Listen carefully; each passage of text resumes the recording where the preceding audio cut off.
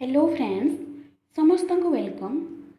देखो आज गोटे टॉपिक रोचे जोटा कि कंटिन्यूअस एंड कॉम्प्रिहेंसिव इवैल्यूएशन। आमर एबे असेसमेंट चैप्टर टी चली असेसमेंट एंड इवैल्यूएशन। ये जो टॉपिक टी आनी जोटा कि कंटिन्यूअस एंड कॉम्प्रिहेंसिव इवैल्यूएशन, यहाँ बोथ सीएसटी एवं ओएसटी एग्जाम पाई इंपोर्टेंट रोचे। ये टॉपिक टी सरीला परे यहाँ पर आम क्वेश्चंस डिस्कशन करवा। ताहले स्टार्ट करवा। फास्ट देखो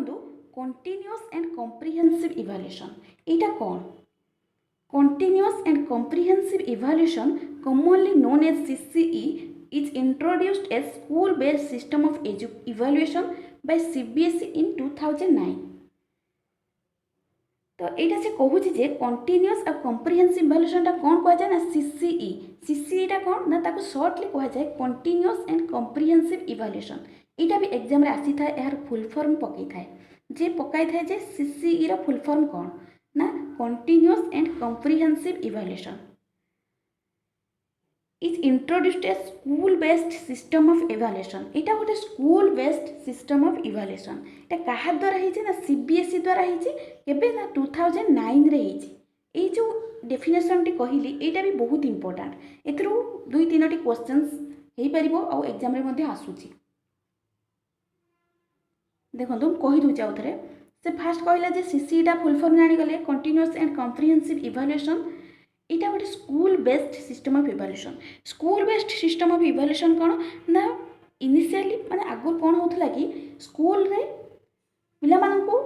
स्कूल रे निज टीचर माने इवैल्यूएट करू नथिले, अन्य टीचर माने आसिके पिला मानकू इवैल्यूएट करूथिले। किंतु ये जो school based system of evaluation ले निज स्कूल रे पिला मानकू निज टीचर माने इवैल्यूएट करिवे, जद्वारा कि पिला से माने निजर पिला मानकर जदि स्कूल रे पिला टीचर माने इवैल्यूएट करंती पिला मानकू से माने जानि परिबे जे पिलार परफॉर्मेंस केमिति कोन रहउची, कोउटी पिला इंप्रूव करि परिबो, से माने बेटर वे रे पिला को जानि परिबे जदि निज टीचर माने पिला मानकू इवैल्यूएट करंती। ताले सेटा होची school based system of evaluation जोटा कि स्कूल रे इवैल्यूएट करा जाए बाय सीबीएसई हला। एटा सीसीईटा गोटे school based system of evaluation जोटा कि सीबीएसई द्वारा, एटा भी इंपोर्टेंट। एटा सीसीईटा कहा द्वारा होईची ना सीबीएसई द्वारा होईची। सीबीएसई कौन? सीबीएसई विषय टिके जानिबा। सीबीएसई होची central board of secondary education, तार फुल फॉर्म। एटा केबे हेतिला एग्जाम रे आसी थाए क्वेश्चंस। सीबीएसई टा हमरो एस्टैब्लिश होईची 1929 रे हला। मने रखिबे जे 1929 रे सीबीएसई एस्टैब्लिश होईची। आउ गोटे इयर भी तार रोचे जोटा कि 1962 रे से रिकन्स्टिट्यूट होता जुलाई 1 1962। जदि क्वेश्चन आसे सीबीएसई रु जे ए दुईटी इयर थाए केबे होइतिला ताले दुईटा जाकर जेकोसी गोटे थिबो तो सेटा मारिबे 1929 किंबा 1962 रे रिकन्स्टिट्यूट होइतिला। सीबीएसई जानिले। आउ सीसीईटा केबे होइची ना 2009 रे। मने रखिबे जे सीसीईटा 2009 रे होइची। ये गोटे डेफिनेशन लो किछिटा क्वेश्चंस जानिगले जे एटा school based system of education evaluation school based system of evaluation आ सीबीएसई द्वारा होईची 2009 रे सीसीईटा। आ सीबीएसई विषय जानिले जे 1962 रे 1929 रे, ये दुईटी तार इयर जानिले। नेक्स्ट आसुची नेक्स्ट देखंतु ये जो कंटिन्यूअस आ कॉम्प्रिहेंसिव ये जो सीसीई कंटिन्यूअस ए भीतर यार तीनोटी वर्ड्स रोचे। गोटे रोचे कंटिन्यूअस, आ गोटे रोचे कॉम्प्रिहेंसिव, आ गोटे रोचे इवैल्यूएशन। ये तीनोटी विषय जानिबा हैला। फास्ट आसुची कंटिन्यूअस। कंटिन्यूअस कौन? कंटिन्यूअस मीन्स जोटा कि गोटे regularity manner in the process of evaluation, माने इवैल्यूएशन टाको रेगुलारली करिबा, कंटिन्यूअस मैनर रे इवैल्यूएशन करिबा। आ कॉम्प्रिहेंसिव कौन ना कॉम्प्रिहेंसिव टा गोटे ब्रॉडर कांसेप्ट जोटा कि पिलार सब प्रकार ऑलराउंड डेवलपमेंट होई परिबो, तार फिजिकली सोशल इमोशनल डेवलपमेंट सब प्रकार डेवलपमेंट होई परिबो पिलार, तेणु कॉम्प्रिहेंसिव हला। आउ सेटा इवैल्यूएट करा जाए तो कंटिन्यूअस कॉम्प्रिहेंसिव। नेक्स्ट कौन आसुची इवैल्यूएशन कौन? ये भी लिखा जाए आ गए इवैल्यूएशन ऐड करदे हैला। इवैल्यूएशन गोटे स्पेलिंग एटी मिस्टेक अच्छी कंटिन्यूअस CONTINUOUS है। अच्छा ताल इभाल्यूएशन कौन ना इभाल्यूएशन एंड असेसमेंट मु पढ़ी सारी ऑलरेडी फर्स्ट क्लास रे जो मैंने देखी ना देखीदेवे वीडियो देखो इभाल्यूएशन हूँ गोटे जोटा कि आमर आउटकम दे थाए गोटे प्रोडक्ट ओरिएंटेड है इभाल्यूएशन जोटा कि आमर एट द एंड रे जो एग्जाम गुड़ा हुए जमीक आमर एनुअल एग्जाम है हाफ इयरली एग्जाम है इभाल्यूएशन प्रोसेस रे पिला मानको ग्रेड दिया जाए से स्कोर दि जाए स्कोर को ताको एनालिसिस करके ग्रेड रे कन्वर्ट करा जाए पिला मानको सेटा होची इभाल्यूएशन प्रोसेस इभाल्यूएशन ले पिला को जजमेंट करा जाए तार केते तार इंप्रूव हेची को क्षेत्र रे केते स्कोर पाइछि पिला तो सेटा होची इभाल्यूएशन प्रोसेस तो यार डिटेल्स मु क्लास करछि देखि देबे ताले बुझियला एटा होची कंटीन्यूअस माने कंटीन्यूअस एंड कॉम्प्रिहेंसिव एंड इभाल्यूएशन तो नेक्स्ट कोन देखिबा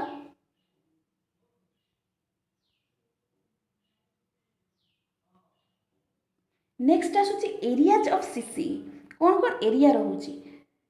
एरिया है फर्स्ट स्कॉलास्टिक एस्पेक्ट नेक्स्ट आसुची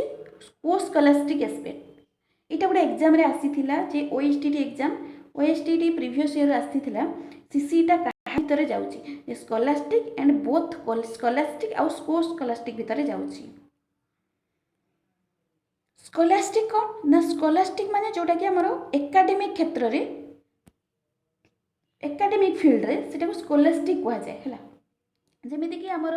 कौन पेपर पेंसिल टेस्ट है कि प्रैक्टिकल टेस्ट ये सब जो टेस्ट गुड़ाक होता है आमर एकेडमिक क्षेत्र में ताको स्कॉलास्टिक एस्पेक्ट कहा जाए आ को स्कॉलास्टिक एस्पेक्ट कौन ना life skills work education visual attitude values and को करिकुलर एक्टिविटीज ये गुड़ाक रोचे को स्कॉलास्टिक एस्पेक्ट रे तामाने पिलार को करिकुलर एक्टिविटीज कौन ना जमती कि डांस है सॉन्ग है म्यूजिक ये सब एक्टिविटी गुड़ा को स्कॉलास्टिक है आउ तार बिहेवियर देखा जाए गोटे पिलार बिहेवियर तार एटीट्यूड केमिति तार work education skills life skill केमिति तो से गुड़ाक हूँ को स्कॉलास्टिक एस्पेक्ट है तो यहाँ इंपोर्टाट रोचे क्वेश्चन आसी थाए नेक्स्ट कौन रोचे ताले जानिगले सीसी रो टू टाइप्स रोचे एरिया स्कॉलास्टिक आउ गोटे रोचे को scholastic next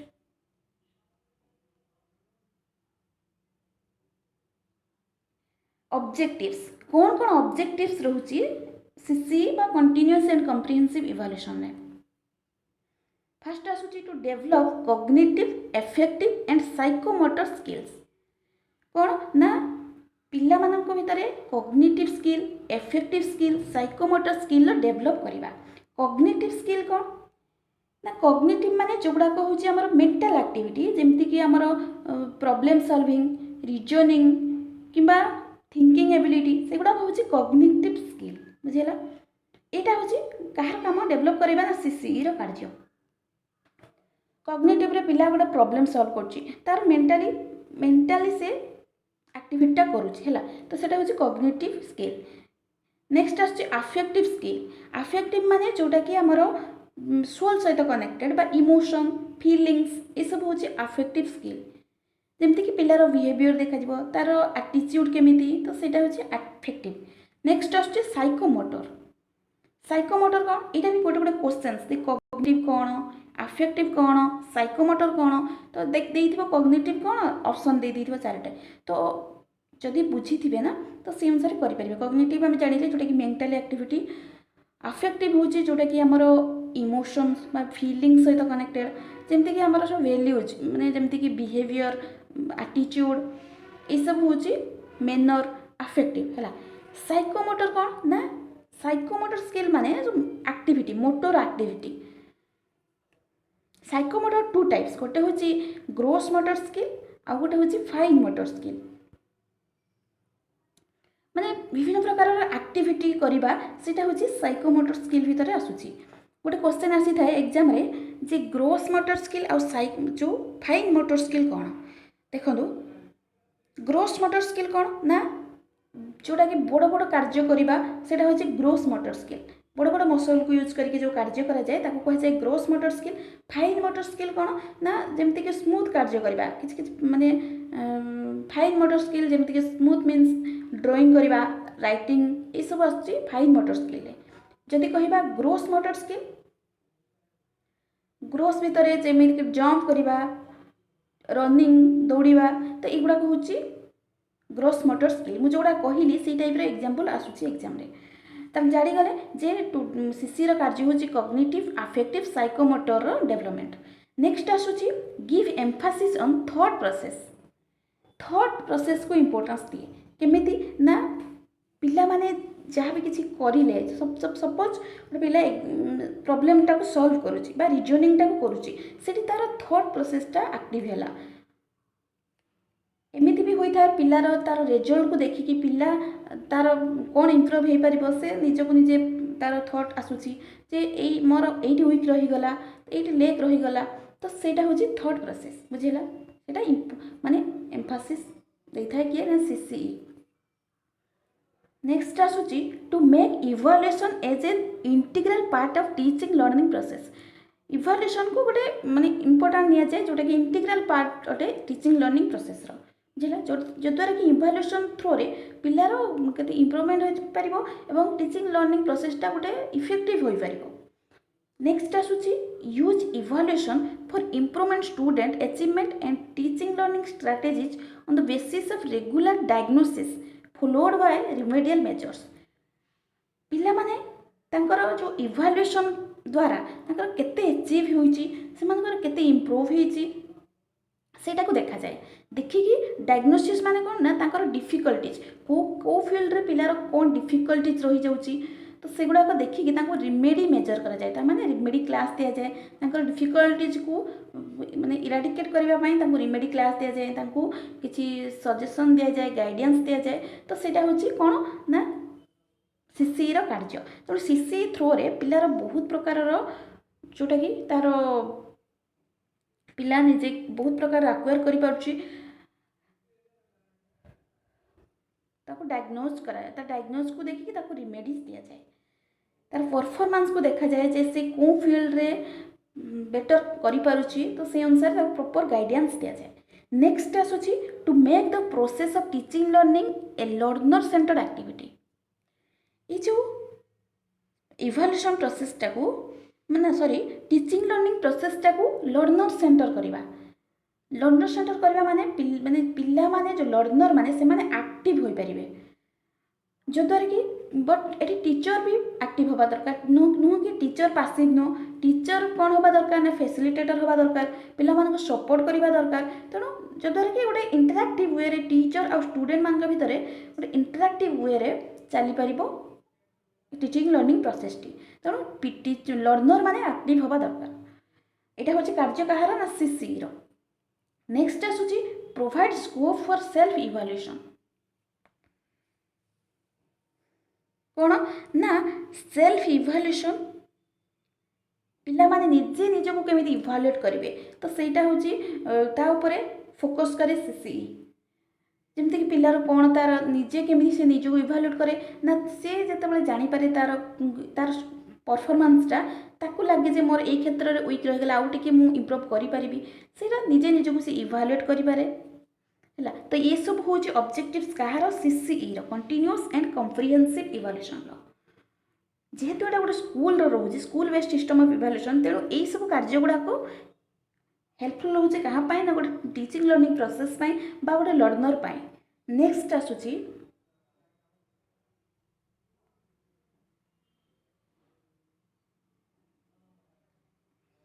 tools and techniques of CCE tools और टेक्निक्स कौन रोची सीसीई भितर कौन ना स्कोलास्टिक एरिया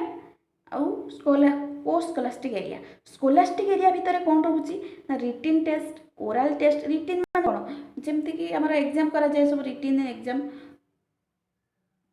ओरल टेस्ट माने कौन कौन टूल्स टेक्निक यूज करके पिला मानन को इवैल्यूएट करा जाए ओरल टेस्ट माने मौखिक एग्जाम करा जाए प्रैक्टिकल जोड़ा को पढ़िले तक प्रैक्टिकली ताको पिला मानन को